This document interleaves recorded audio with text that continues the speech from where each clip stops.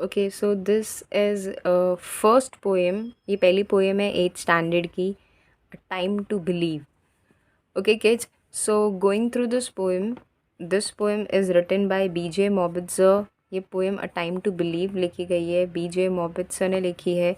और throughout this poem poet की main aim यानी उनका मेन ऑब्जेक्टिव पर्पस ये है कि वो रीडर को बिलीव करने में यकीन दिलाए, मोटिवेट करे और उन्हें होप दिलाए रीडर को पोएम के, कि जो बेहतर चीज़ें हैं, बेटर थिंग्स जो है वो अभी तुम्हारी लाइफ में आने वाली हैं। Okay, so basically main M क्या है पोएम का, कि रीडर्स को बिलीव कराया जाए, मोटिवेट करवाए and you can say optimism, यानी कि बेटर फ्यूचर के बारे में सोचना, फ्यूचर को लेकर पॉजिटिवली सोचना। ये मेन एम है पोएट का इस पोएम में। ओके, और वही चीज़ उन्होंने through out the poem express की है। एंड या सो वो चाहते हैं कि जो रीडर है वो अपने फ्यूचर को लेकर पॉजिटिव अप्रोच रखे। ओके, एंड पोएट जो है वो रीडर को एक फ्रेश स्टार्ट, यानी समझाया है कि एक अपने लाइफ में फ्रेश स्टार्ट किस तरह से की जाती है एंड किस तरह से हमें फेथ रखनी चाहिए, दैट इनटू द अनसीन, अनदेखी चीज़ों में हमें किस तरह से फेथ रखनी चाहिए। हमें फेथ रखनी चाहिए मिरेकल्स में, सरप्राइजेज़ में, क्योंकि फेथ और बिलीफ ही वो चीज़ है जो आपको लाइफ में सब कुछ अचीव करवाती है। ओके किड्स, सो बेसिकली जो लोग अनसीन में यकीन रखते हैं, साइंस से हटकर सोचते हैं, people tell them as the, उन्हें लोग मेनियाक समझते हैं, बेवकूफ़ समझते हैं, इडियट समझते हैं, but these are the actual people जिनके पास पोटेंशियल होता है। एक्चुअली यही लोग पोटेंशियल के साथ पैदा होते हैं, इसलिए क्योंकि इनकी थिंकिंग बिल्कुल अलग होती है। ये आउट ऑफ द बॉक्स सोचते हैं। जब हर कोई बॉक्स के बेसिकली वही चीज़ सोच रहा है, जॉब से रिलेटेड, पैसे से रिलेटेड, जब हर कोई वही सोच रहा है, उसमें एक पर्सन ऐसा है जो आउट ऑफ द बॉक्स सोच रहा है, तो नई डिस्कवरीज वही पर्सन करेगा जो बेसिकली हेज हॉग वाला क्राइटेरिया फॉलो कर रहा है, जो एक सर्कल में, एक बबल में घूम रहा है कंटिन्यूसली। वो पर्सन नहीं क्रिएट कर सकता। यू कैन से वो पर्सन जो है, it's not capable, that person he is not capable of doing something new. वो केपेबल ही नहीं है कुछ नया करने के। जो पर्सन अनसीन में बिलीव कर रखता है, that person is the person जिसके पास ये कैपेबिलिटी है कि वो कुछ कर सके, कुछ आउट ऑफ द बॉक्स, कुछ नया, कोई invention. Okay kids, so let's start the poem. Poem starts like this. Author says, to believe is to know that every day is a new beginning, is to trust that miracles happen and dreams really do come through. True. So author ने कहा है that you should believe, तुम्हें believe रखना चाहिए कि हर दिन जो है वो एक नई बिगनिंग है, नई शुरुआत है। इज़ टू ट्रस्ट, तुम्हें ट्रस्ट रखना चाहिए दैट मिरेकल्स, यानी चमत्कार, मिरेकल्स मतलब चमत्कार, चमत्कार दे डू हैपन, वो होते हैं। हर दिन नई शुरुआत है और तुम्हें ये ट्रस्ट रखना चाहिए, यकीन रखना चाहिए कि मिरेकल्स होते हैं। And dreams really do come true, और जो भी सपने हैं उन्हें सच किया जा सकता है, उन्हें साकार किया जा सकता है, ड्रीम्स को रियलिटी बनाया जा सकता है। Okay, you should hope about this. Then next paragraph में ऑथर ने, सॉरी नेक्स्ट स्टैंजा में ऑथर ने फेथ को लेकर थोड़ा सा प्रेजेंटेशन किया है। सो ऑथर ने कहा है to believe is to see angels dancing among the clouds.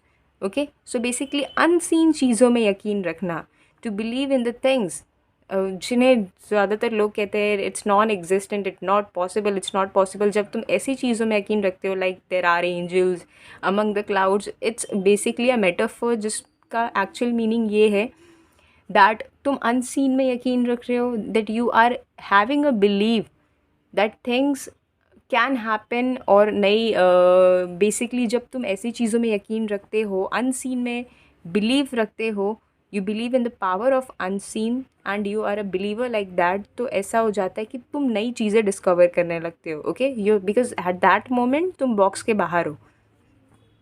To know the wonder of stardust sky and the wisdom of man in the moon. Of course author ने बोला है कि यकीन रखो कि हमारे स्काई में मैजिकल क्वालिटीज़ है, बिलीव रखो कि मून में भी मैन है। Okay, things like this, believe it, believe the unseen.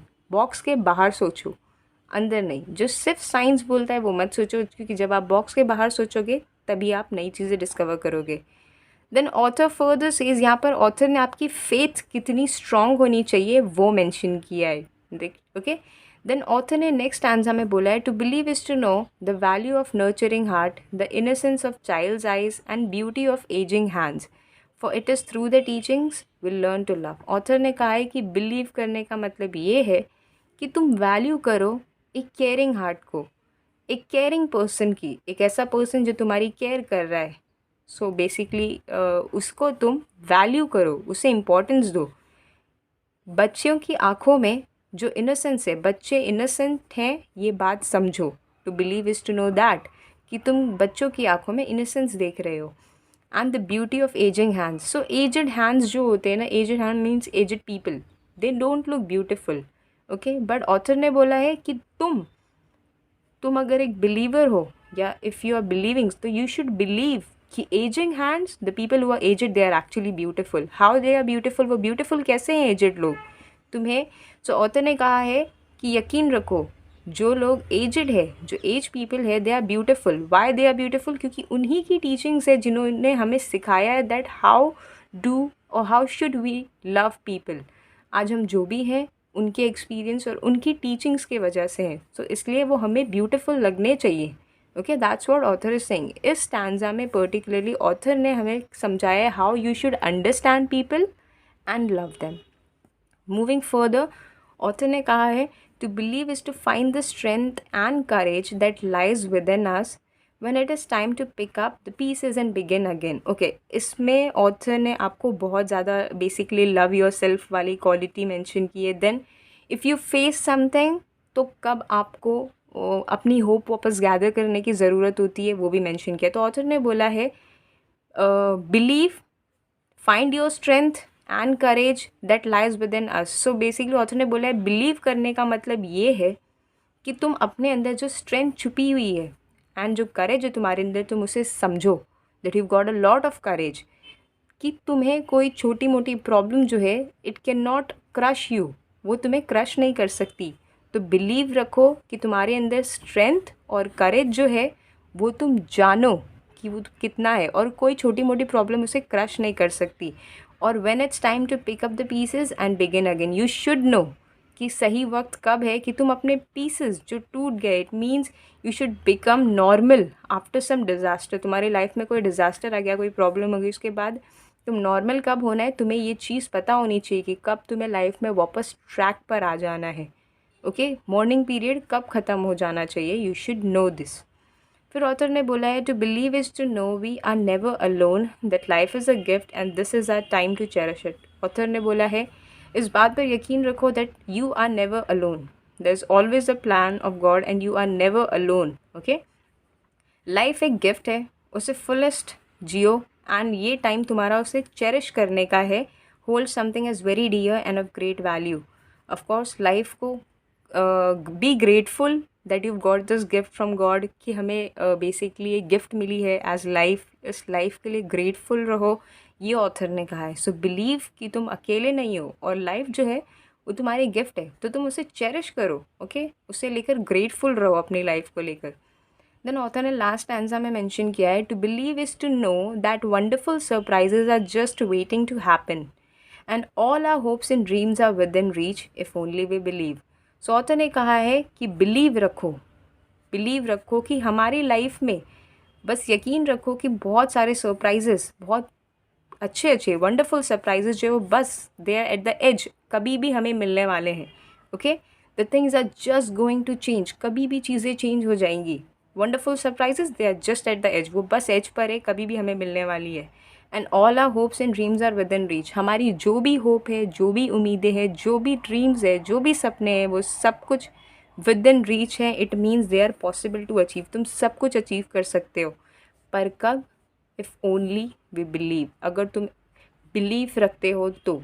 If you are following the crowd and you are staying in the box, it's not possible. You should be the person who's outside the box. Crowd को follow करने वाले लोग, author का meaning throughout the time ये है कि crowd को follow करने के बजाय you should be a believer, तुम्हें बिलीव रखनी चाहिए उन चीज़ों में, the unseen things and you should believe in the things, basically the magical qualities, कितना भी कोई कुछ भी कहे stupid and all that stuff, but if you are thinking out of box, you are the person out of the box. Author ये कहना चाह रहे कि अगर तुम बॉक्स के बाहर सोचते हो, कुछ हटकर सोचते हो, तो तुम हटकर हो।